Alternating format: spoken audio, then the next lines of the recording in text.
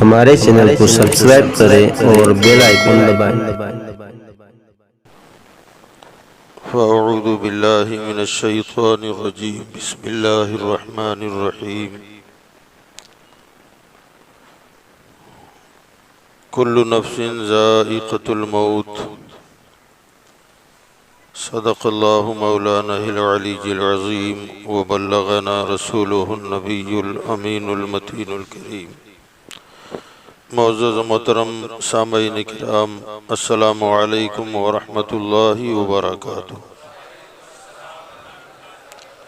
ان اللہ وملائکتہ یصلون علی النبی یا ایھا الذین آمنوا صلوا علیہ وسلموا تسلیما۔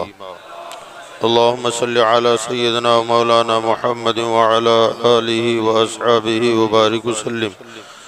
صلاۃ و سلام علیک یا رسول اللہ صلی اللہ تعالی علیہ وسلم۔ حضرات گرامی، قرآن مجید کی بہت مشہور آیہ کریمہ کا ایک حصہ ہم نے تلاوت کیا ہے۔ اللہ تبارک و تعالی قرآن مجید میں کئی جگہوں پر اس کا تذکرہ فرماتا ہے کہ ہر جان کو، ہر نفس کو موت کا مزہ چکھنا ہے۔ ہم دنیا میں آئے ہیں تو ایک نہ ایک دن ہمیں اور آپ کو یہ دنیا چھوڑنی ہوگی، ہم چاہیں تب بھی اور نہ چاہیں تب بھی۔ موت ایک اٹل حقیقت ہے، اس سے کسی کو نہ انکار تھا، نہ ہے، نہ ہوگا۔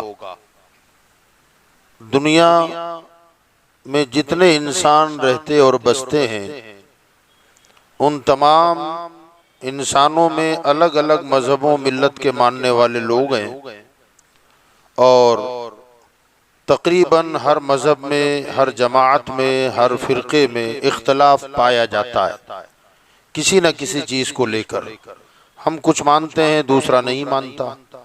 اللہ کو ماننے نہ ماننے کا جھگڑا، رسول کو ماننے نہ ماننے کا جھگڑا، ولیوں کو ماننے نہ ماننے کا جھگڑا۔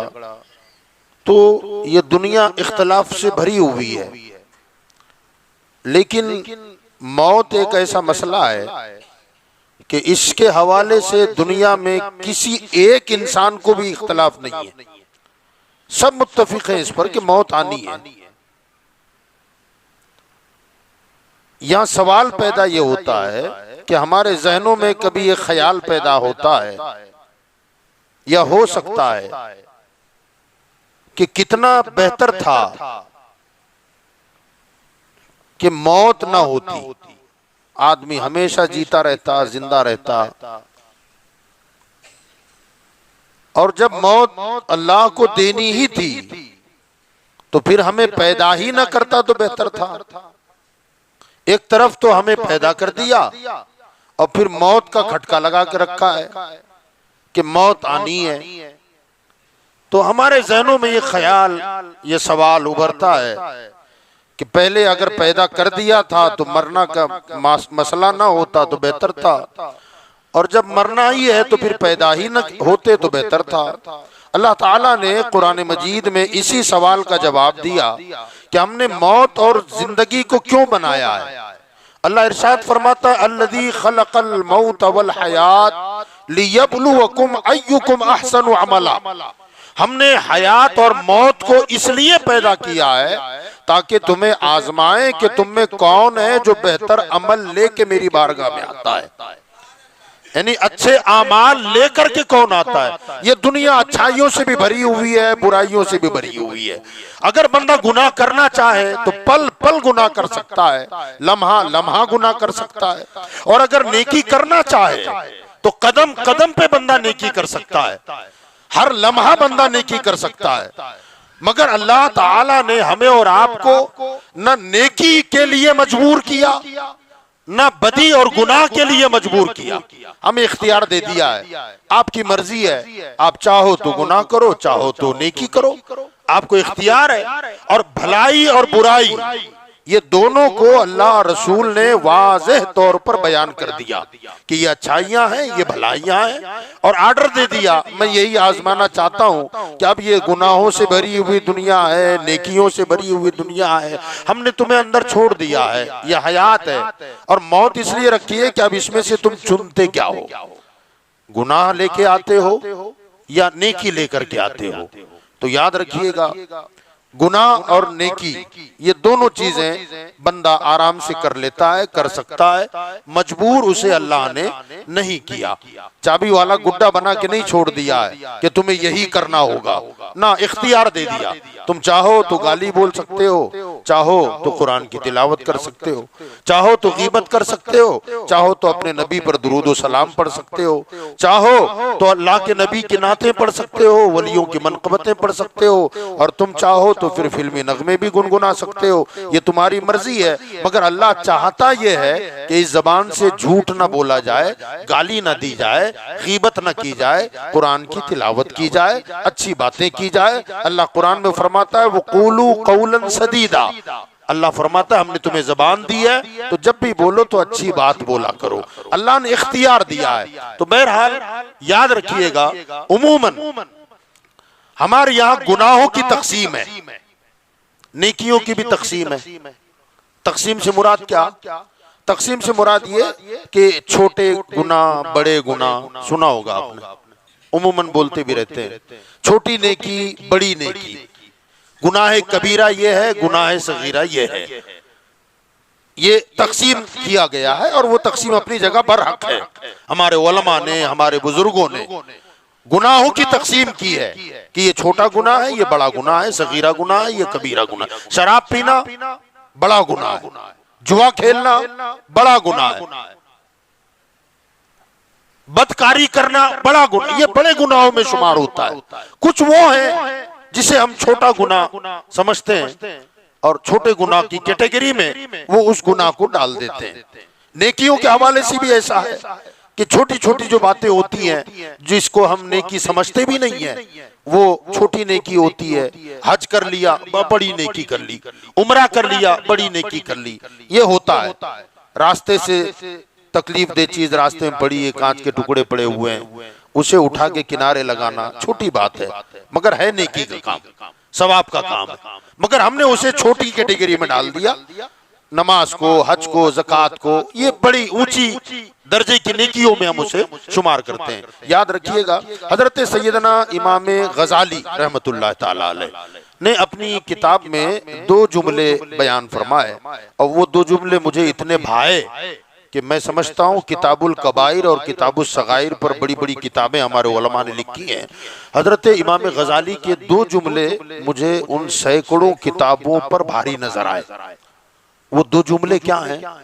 آپ فرماتے ہیں کہ لوگوں نے چھوٹے اور بڑے گناہ کو تقسیم کیا ہے، چھوٹی اور بڑی نیکی کو تقسیم کیا ہے۔ آپ فرماتے ہیں کہ میرے نزدیک کوئی چھوٹا اور کوئی بڑا گناہ نہیں ہوتا، چھوٹی اور بڑی نیکی نہیں ہوتی۔ فرمایا پھر کیا ہوتا ہے؟ فرمایا یاد رکھو چاہے تمہاری نظر میں وہ چھوٹے سے چھوٹا گناہ کیوں نہ ہو، جس غلطی اور گناہ پر اللہ کو جلال آ جائے سمجھ لو وہ تیرے لیے سب سے بڑا گناہ ہے۔ بات سمجھ رہے ہیں؟ اسی طرح کسی نیکی کو تو چھوٹی سمجھتا ہے، میں سمجھتا ہوں چھوٹی بات ہے، لیکن اسی چھوٹی نیکی پر اگر اللہ خوش ہو جائے تو سمجھ لو تیرے حق میں سب سے بڑی نیکی وہی ہے، اللہ راضی ہو جائے۔ اور اللہ تعالی نقطہ نواز ہے، سب جانتے ہیں۔ قرآن میں فرمایا ان بطش ربک لشدید، تیرے رب کی پکڑ بہت سخت پکڑ ہے، اگر وہ پکڑ لے تو میاں تنکے کے برابر گناہ کو پکڑ لے، اور اگر وہ چاہے تو پہاڑوں جیسے گناہ کو بھی معاف کر دے، اور وہ چاہے تو ذرے کے برابر نیکی پر خوش ہو کے بندے کو جنتی بنا دے۔ وہ قادر مطلق ہے نا، یقیناً رحمت حق بہانہ می جویت، بہانہ می جویت، اللہ کی رحمت بہانہ ڈھونڈتی ہے، قیمت نہیں دیکھتی کہ تو نے نیکی کتنی بڑی کی ہے، اس نے کتنی چھوٹی کی ہے۔ وہ اگر نوازنے پر آئے تو کیا فرمایا قرآن میں، فَمَن يَعْمَلْ مِثْقَالَ ذَرَّةٍ خَيْرًا يَرَهُ وَمَن يَعْمَلْ مِثْقَالَ ذَرَّةٍ شَرًّا يَرَهُ۔ اگر تم نے ذرے کے برابر بھی نیکی کا کام کیا ہوگا اللہ تمہیں وہ بھی دکھا دے گا، اور ذرے کے برابر بھی اگر تم نے برائی کا کام کیا ہوگا اللہ تمہیں وہ بھی دکھا دے گا۔ تو یاد رکھیں، جس گناہ کو ہم چھوٹے سے چھوٹا سمجھ کر کر ڈالتے ہیں، اگر اللہ کو اسی گناہ پر جلال آ جائے نا، خدا کی قسم وہی گناہ ہمارے لیے وبال جان بن جائے گا، اور وہی گناہ ہمیں جہنم میں لے جانے کا سبب بن جائے گا۔ یاد رکھیے گا، روایت میں آیا ہے، میں مثال دے دوں گناہ کی۔ ایک انسان بڑا نیک، بڑا پرہیزگار، بڑا پارسا، پورے شہر میں چرچا تھی اس کی نیکی کی، پرہیزگاری کی، تقوی شعاری کی، انتقال ہو گیا۔ انتقال ہونے کے بعد کچھ دنوں کے بعد اسے کسی نے خواب میں دیکھا، تو خواب میں کیا دیکھا کہ وہ اس کی قبر میں جہنم کی آگ کے شعلے بھڑک رہے ہیں، عذاب میں گرفتار ہے۔ خواب دیکھنے والے نے اس سے پوچھا کہ یار تجھے تو ہم بڑا نیک سمجھتے تھے، بڑا پرہیزگار آدمی تھا، اللہ کی خوب عبادت ریاضت کرتا تھا، اور تو آگ میں جل رہا ہے، آخر اللہ نے کون سے گناہ کی سزا دی ہے تجھے؟ تو اتنی نیکی کرتا تھا۔ تو وہ کہنے لگا، مرنے والا مرحوم، کہ کیا بتاؤں اس کی ذات بڑی بے نیاز ذات ہے، کہ جب میری موت واقع ہوئی نا تو میری روح کو جب رب کے دربار میں لے جایا گیا تو نہ میری عبادت کے بارے میں پوچھا، نہ نیکیوں کے بارے میں پوچھا، نہ تلاوتوں کے بارے میں سوال ہوا، بس ایک ہی سوال کیا میرے رب نے مجھ سے، کہ وہ کیا؟ کہ دوپہر کا وقت تھا، دوپہر کو میں اپنے گھر میں کھانا کھا کے فارغ ہوا اور عبادت کے لیے چلا، تو کھانا میری دانت کی کھڑکی میں پھنسا ہوا تھا، دونوں دانتوں کے بیچ میں جو گیپ ہوتا ہے کہ اس میں کھانا اٹکا ہوا تھا۔ اب وہ مجھے خلل دے رہا تھا، میری توجہ اس طرف بار بار جا رہی تھی اور مجھے کچھ گرانی محسوس ہو رہی تھی، تو چلتے چلتے میں نے ایک جھونپڑے سے گھاس کا تنکا توڑا اور توڑ کر دانت میں خلال کیا اور پھینک دیا، کہ جب مرا نا تو اللہ نے بس اتنا ہی سوال پوچھا مجھ سے کہ بتا جس کے جھونپڑے سے وہ گھاس کا تنکا توڑا تھا اس کے مالک سے اجازت لی تھی؟ اب ظاہر بات ہے پوچھا تو نہیں تھا، اسی پر پکڑ لیا کہ اب تک عذاب میں گرفتار ہوں۔ بات سمجھ گئے آپ؟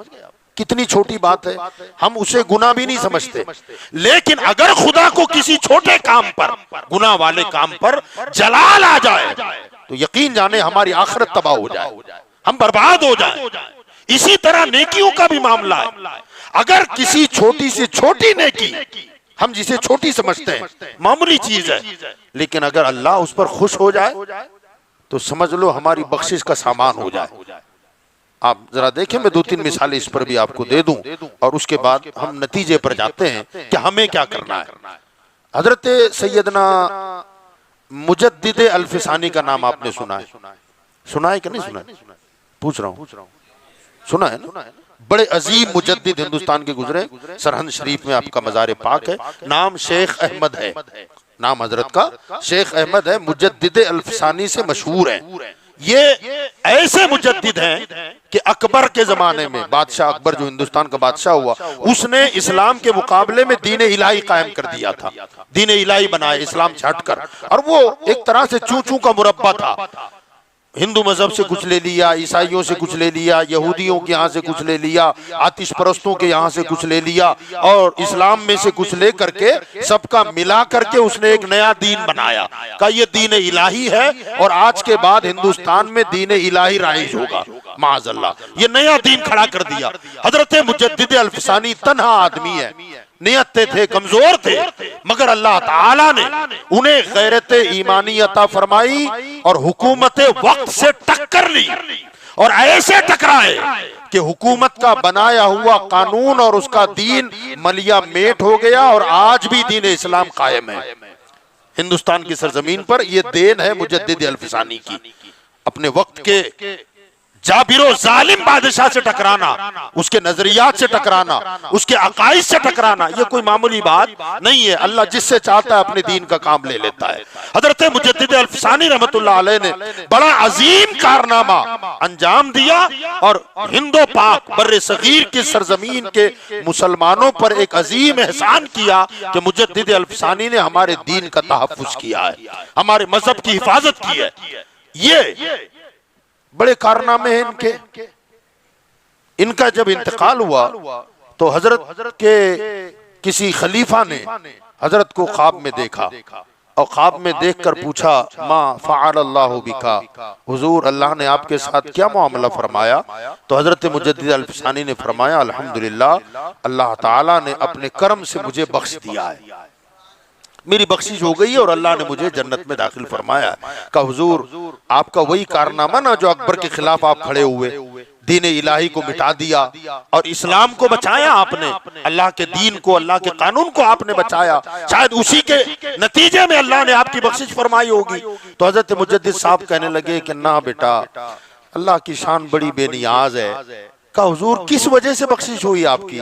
तो कहा, वो जो कारनामे मैंने अंजाम दिए और मुसीबतें झेली और जेलों में गया और कोड़े खाए, उसका तो नंबर भी नहीं आया। कहा, हुजूर फिर बख्शिश? तो कहा, क्या बताऊं, उसकी शान बड़ी बेनियाज है। कहा, कैसे?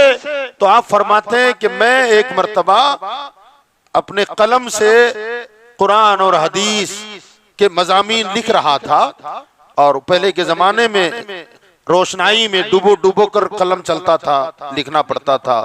तो कहते हैं कि वो लिखने के दरमियान मैं कभी कभी उठाकर कलम रख देता और फिर लिखना शुरू करता, तो उसे ट्राई करने के लिए अपने नाखून पर थोड़ा सा चला देता, नाखून के ऊपर सियाही ट्राई करने के लिए चला देता और फिर लिखना शुरू कर देता। फिर इत्तेफाक ये हुआ, लिखना मेरा मुकम्मल हो गया और कलम मैंने रख दिया। मुझे इस्तिंजा की हाजत हुई और मैं इस्तिंजा खाने चला गया।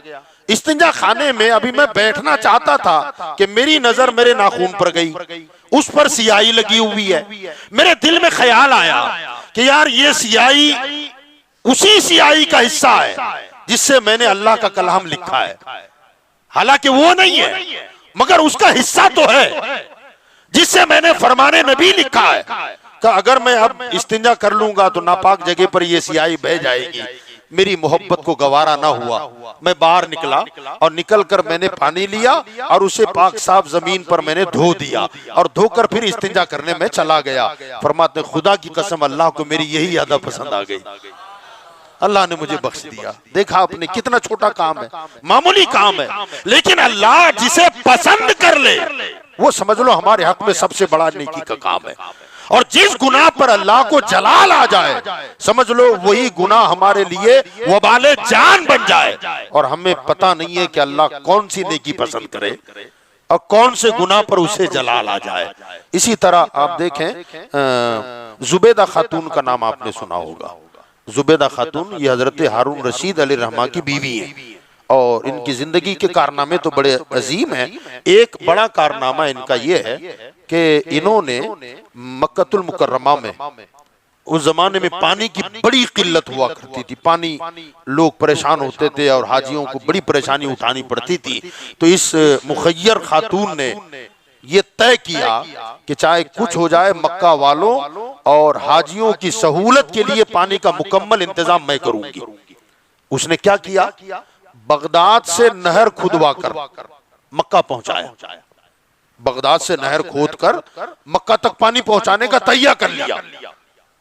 अब मजदूरों को बुलाया और लोगों को जिम्मेदारी सौंपी कि किसी तरह बगदाद मुकद्दसा से नहर खोद कर मक्का तक ले जाओ और यहाँ का पानी वहां बहना शुरू हो जाए ताकि मक्का वालों को, हरम में रहने वालों को और हाजियों को पानी की सहूलत हो जाए। उस खातून ने वो कारनामा अंजाम दिया। आज भी अल्लाह सबको मक्का शरीफ ले जाए, जिन्होंने आमीन कहा अल्लाह उन्हें जल्दी ले जाए। अल्लाह सबको मदीना की हाजिरी नसीब फरमाए। आज भी जब आप मक्का शरीफ जाएंगे ना, तो आज भी नहरे जुबैदा के निशानात मौजूद हैं। جب آپ وہاں ٹور کے لیے نکلیں گے بسوں وغیرہ میں تو وہ ٹورسٹ حضرات جو ہوتے ہیں جو گائیڈنگ کرتے ہیں وہ آپ کو جب لے جائیں گے تو ایک پہاڑ کی طرف سے جب لے جائیں گے تو آپ کو بتائیں گے دیکھو وہ جو نشان دکھ رہا ہے وہ نہر زبیدہ کا ہے، یہ بغداد سے نہر کھدوا کر اس نے پانی یہاں پہنچایا تھا۔ اب ظاہر بات ہے اس زمانے میں بغداد سے لے کر مکہ تک نہر کھودنا آسان کام ہے، لاکھوں روپیہ اس زمانے میں لگا، لاکھوں کیا کروڑوں میں چلا گیا ہوگا۔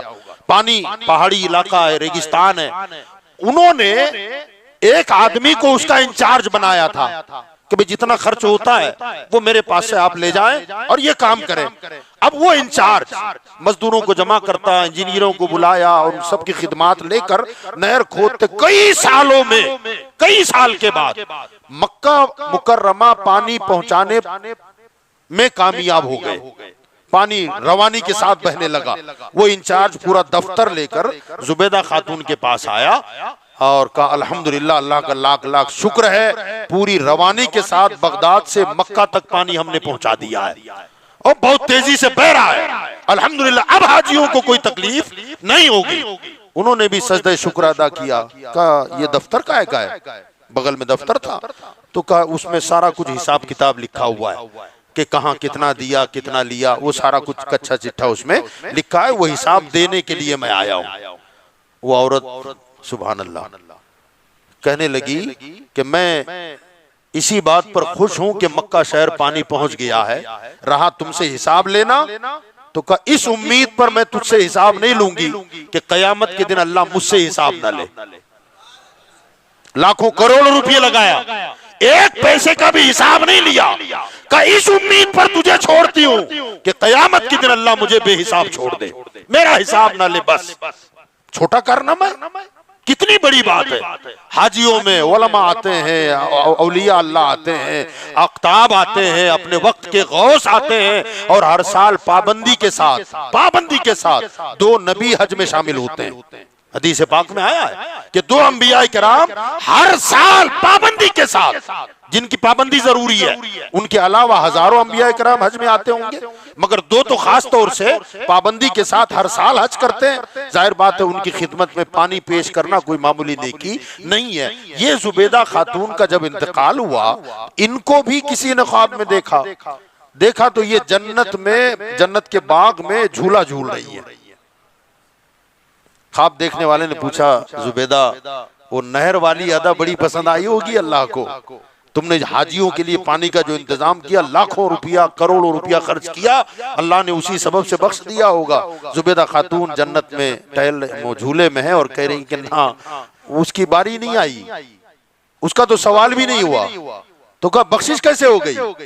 کہا میں بالکل نو عمر لڑکی تھی، شادی نہیں ہوئی تھی میری، میں اپنے سہیلیوں کے ساتھ جھولا جھول رہی تھی، توجہ دیں آپ، جھولا جھول رہی تھی، اچانک جھولا جھولتے ہوئے میرے سر کا دوپٹہ میرے گلے میں آ گیا اور میں جھولا جھول رہی ہوں۔ اسی درمیان مسجد سے اذان کی آواز میرے کانوں سے ٹکرائی، جیسی اذان آئی اللہ کے نام، اس کی عظمت اور اس کی جلالت کے سبب میں نے جھولا روکا اور کاندھے کا دوپٹہ اٹھا کر تعظیماً میں نے سر پہ رکھا کہ اذان ہو رہی ہے۔ بس اللہ کو میری یہی ادا پسند آ گئی۔ اللہ نے فرمایا کہ زبیدہ تو نے میرے نام کی عظمت کی وجہ سے اپنا جھولا رکوا کر تیرا سر جو کھلا ہوا تھا تعظیماً تو نے اپنے سر پہ دوپٹہ ڈالا تو اذان کی تعظیم کی وجہ سے میں تجھے بخش دیتا ہوں۔ ذرا دیکھیں آپ، ذرا سوچیں، اللہ نکتہ نواز ہے۔ تو یاد رکھیے گا آخری پیغام یہ ہے آج کی گفتگو کا کہ کسی گناہ کو چھوٹا سمجھ کر ہمیں کرنا نہیں ہے، کرو گے کوشش انشاءاللہ، اور کسی نیکی کو چھوٹی نیکی سمجھ کر چھوڑنا نہیں ہے۔ جو نیکی کا کام سامنے آ جائے نا، اگر طبیعت نہ بھی چاہ رہی ہو، جلدی میں ہو، پھر بھی اتنا خیال کر لینا، اتنا سوچ لینا، ہو سکتا ہے اللہ کو میرا یہی کام پسند آ جائے، تو انشاءاللہ پھر نیکی نہیں چھوٹے گی۔ اور کوئی گناہ سامنے ہے، کرنا چاہوں، چھوٹی سی بات ہے، کر سکتا ہے، بس اس وقت اتنا سوچ لینا، ہو سکتا ہے اللہ میری اسی کام پہ پکڑ فرما لے، ہو سکتا ہے اللہ تعالی کو میرا یہ عمل پسند نہ آئے اور میری گرفت ہو جائے، انشاءاللہ گناہ چھوڑنا آسان ہو جائے گا، نیکی کرنا آسان ہو جائے گا۔ ہو سکتا ہے اللہ کو میری یہ ادا پسند آ جائے، یہ نیکی کا کام پسند آ جائے، تو انشاءاللہ نیکی کرنا آسان ہو جائے گا۔ اور جب بھی گناہ سامنے آ جائے، چھوٹا ہو کہ بڑا ہو، بس یہ سوچ لینا ہو سکتا ہے اللہ کو اسی کام پر جلال آ گیا تو میرا کیا بنے گا، میرے ساتھ کون آئے گا۔ تو یاد رکھیے گا میرے بھائیوں، مرنا سب کو ہے، اپنے اعمال کا حساب ہم سب کو اپنا اپنا دینا ہے، اور یقین جانیں مرنے والے مرتے ہیں، اور بھی پہلے مرے، ہم کو بھی مرنا ہے، مگر سوچیں آپ کہ مرنے والے پر کوئی نہیں روتا، اس کو نوٹ کر لیں آپ، جو مرتا ہے نا، مرنے والے پر کوئی نہیں روتا ہے، سب اپنے لیے روتے ہیں۔ ہم بھی اپنوں کے لیے روئیں، کہتے ہیں کہ ہم ابا کے لیے روئے، فلاں کے لیے روئے، مگر کوئی بھی ابا کے لیے نہیں روتا، کوئی شوہر کے لیے نہیں روتا۔ کیوں؟ آپ دیکھیں گے اکثر و بیشتر باپ کا انتقال ہوا، آدمی مر گیا، جیسی موت آئی تو بیوی روتی پیٹتی ہے، آنسو بہاتی ہے، سینہ پیٹ رہی ہے، جملے آپ سن لینا کبھی، آپ تو چلے گئے اب ہمارا کیا ہوگا۔ یہ جملہ سنا ہے آپ نے؟ پوچھ رہا ہوں کس پر رو رہے ہیں، مرنے والے پر کیا اپنے پر؟ ہمارا کیا ہوگا۔ بچے کہتے ہیں ابا اب ہمارا کیسا، رشتہ آتے کہ اتنے جلدی چلا گیا، بچوں کا کیا ہوگا، بیوی بیوہ ہو گئی، تیرے ماں باپ کا کیا ہوگا۔ آج تک کسی سے سنا ہے کہ ابا گزر گئے، ابا بغیر پنکھے کے نیند نہیں آتی تھی، قبر میں سوؤ گے کیسے، قبر کے سوالوں کا جواب کیسے دے پاؤ گے، گھوپ اندھیرے میں کیسا کرو گے، قبر میں کرام منکر نکیر آئیں گے، ان کی بھیانک صورتوں کا مقابلہ میرا باپ کیسے کرے گا، میرا شوہر کیسا کرے گا۔ اس پر کوئی روتا ہے؟ قبر میں کیا بنے گا، حشر میں کیا ہوگا، سوالوں کے جواب دے پائے گا کہ نہیں دے پائے گا۔ بغیر تکیے کے سوتا نہیں تھا، بغیر گدے کے سوتا نہیں تھا، وہاں تو نہ تکیہ ہے، نہ بستر ہے، نہ کھڑکی ہے، نہ پنکھا ہے، کچھ نہیں۔ وہاں ابا کا کیا ہوگا، ہمارے شوہر کا کیا ہوگا، اللہ کے قہر و جلال کا جواب کس طرح مقابلہ کر پائے گا، سامنا کر پائے گا، اس پر کوئی نہیں روتا ہے۔ سب یہی سوچتے ہیں بچوں کا کیا ہوگا، بیوی کا کیا ہوگا، بوڑھے ماں باپ ہیں، جوان بیٹا چلا گیا، ان کا کیا ہوگا۔ تو یاد رکھیے گا جیسے اوروں پر رویا جاتا ہے، یہی حال ہمارا بھی ہوگا۔ ہماری قبر کے بارے میں کوئی نہیں سوچے گا، حشر کے بارے میں کوئی نہیں سوچے گا، فرشتوں کے سوالوں کے جوابات کے بارے میں کوئی نہیں سوچے گا، اس کے بارے میں ہم کو ابھی سوچنا ہے۔ اگر ابھی سوچ لیا اور یہ سمجھ لیا کہ ہو سکتا ہے کسی گناہ پر میرا رب اگر پکڑ لے تو کون بچانے آئے گا، تو سمجھ لو گناہ چھوڑ دینا آسان ہو جائے گا۔ اور کسی نیکی کرتے وقت یہ تصور کریں ہو سکتا ہے میرے رب کو میری یہ ادا پسند آ جائے، تو پھر نیکی کرنا آسان ہو جائے گا۔ کرو گے کوشش انشاءاللہ۔ آج کا یہی پیغام ہے، سمجھ لو اگر اس پر ہم نے کوشش کر لی نا، تھوڑی تھوڑی، مکمل اگر نہ کر سکو تو کم سے کم تھوڑا، اس فقیر کی یہ جملہ اگر آپ کو یاد رہے، کوئی گناہ ہے، کوئی گناہ میں کر سکتا ہوں، چھوٹا سا کام ہے، لیکن اتنا سوچ لے ہو سکتا ہے میرا رب اگر اسی پر جلال میں آ گیا تو میرا کیا بنے گا، اور آپ نے گناہ چھوڑ دیا، یقین جانے آپ کی تو بخشش ہو سکتی ہے، مجھ فقیر کی بھی بخشش ہو جائے۔ کریں گے انشاءاللہ کوشش کریں، اللہ سب کو جزائے خیر عطا فرمائے۔ آپ لوگ شاید جانتے ہیں، ایک اعلان ضروری میں کر دوں کہ آل انڈیا قادری مشن کے زیر اہتمام ہر سال 14 جنوری کو گوشت مانڈے کا پروگرام ہوتا ہے۔ اس سال بھی انشاءاللہ 14 جنوری کو وہ ہوگا، وہاں سے پارسل یہیں آپ کے یہاں پر آتے ہیں اور یہیں سے وہ تقسیم ہوتا ہے۔ ایک کارٹ کی جو قیمت رکھی گئی ہے وہ 150 روپیہ ہے، 150 روپیہ۔ بعض جگہوں سے سننے میں آیا کہ بڑا مہنگا رکھ دیا ہے، تو مہنگائی بڑھ بھی رہی ہے، پچھلے سال کچھ کم تھا اس کا دام، اس مرتبہ بڑھ گیا ہے، بڑھا دیا گیا ہے۔ اس کی وجہ یہ ہے کہ دوسری ساری چیزوں کے جو دام ہیں وہ بڑھے ہوئے ہیں، اس اعتبار سے 150 روپیہ رکھا گیا ہے۔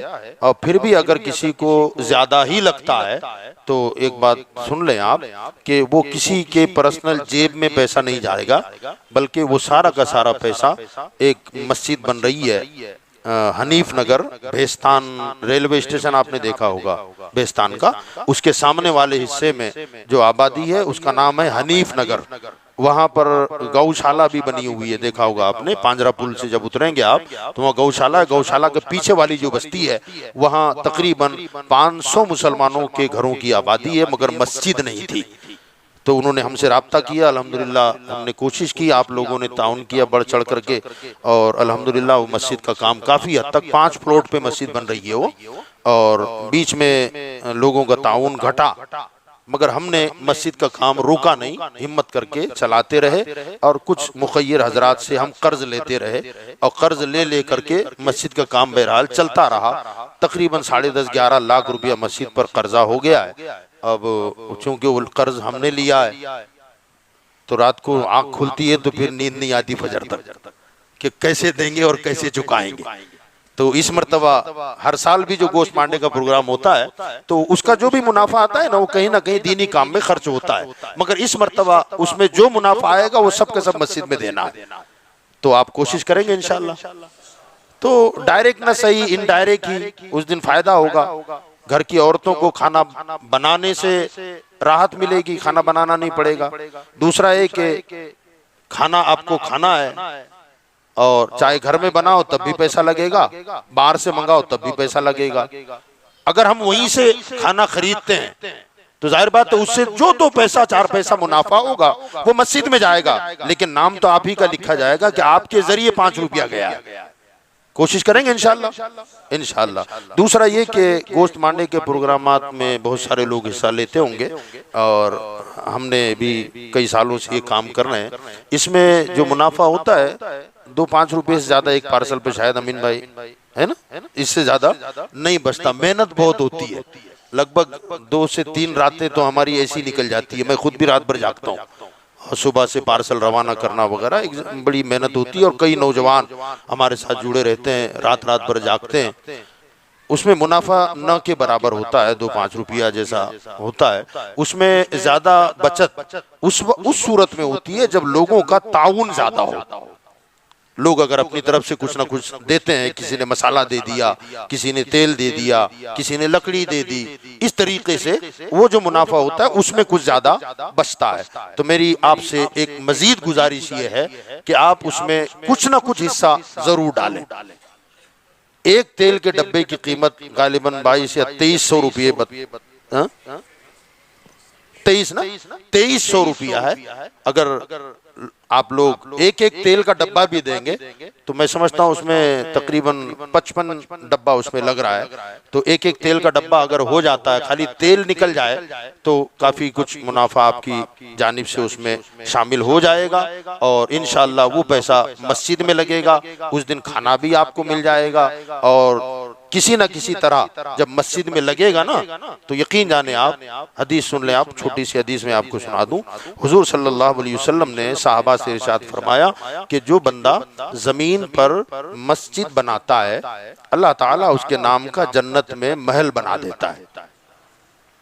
تو صحابہ نے پوچھا یا رسول اللہ جنت میں محل جو بنایا جاتا ہے اس بندے کے نام سے، تو مسجد کا بھی کچھ ہے کہ چھوٹی ہے کہ بڑی بنائی مسجد تو جنت میں محل بنے، چھوٹی بنائی تو کچھ الگ بنے، ایسا کچھ ہوگا؟ حضور صلی اللہ علیہ وسلم نے فرمایا چھوٹی اور بڑی کا نہیں، فرمایا اگر کوئی تیتر کے گھونسلے کے برابر بھی مسجد بنا دے نا اللہ اس کے بھی نام کا جنت میں محل بنا دے گا. تیتر سمجھے کتنا چھوٹا جانور پرندہ ہے، اس کا گھونسلہ کتنا اتنا سا، وہ اتنا گھونسلہ بھی اگر اس کے برابر بھی مسجد بنا دے، فرمایا تیرا جیب کمزور ہے اللہ کا خزانہ کمزور نہیں ہے، تو تیتر کے گھونسلے کے برابر بھی اگر مسجد بنا دے اللہ تیرے نام کا بھی جنت میں محل بنا دے گا. تو ہمارے اس 2200-2300 میں ظاہر بات ہے مسجد تو نہیں بنے گی، مگر کبوتر یا تیتر کا گھونسلہ جتنا تو کچھ نہ کچھ حصہ تو ہمارا اس میں پڑ ہی جائے گا. اور اللہ کو یہی ادا اگر ہماری پسند آ گئی تو سمجھ لو ہماری آخرت سنور جائے گی. تو آپ سے گزارش ہے کہ آپ شکیل بھائی ہیں، امین بھائی ہیں، محمود بھائی ہیں، ہمارے عبد الکریم بھائی ہیں، ان کے پاس آپ ضرور تیل کا ڈبہ کم از کم اتنی گزارش میں کروں گا. کرو گے انشاءاللہ؟ اگر ایک بندہ مکمل تیل کا ڈبہ نہیں دے سکتا تو اپنے ساتھی جوڑ لینا، ایک آدمی ساتھ جوڑ لے، آدھا آدھا کر کے ایک دے دیں. انشاءاللہ اس طریقے سے بھی قطرہ قطرہ ہوگا، آگے کچھ وہ کسی کے کام میں آ جائے، مسجد کے کام میں، تو انشاءاللہ نجات کی امید ہے۔ اللہ سب کو جزائے خیر عطا فرمائے۔ وما علینا الا البلاغ۔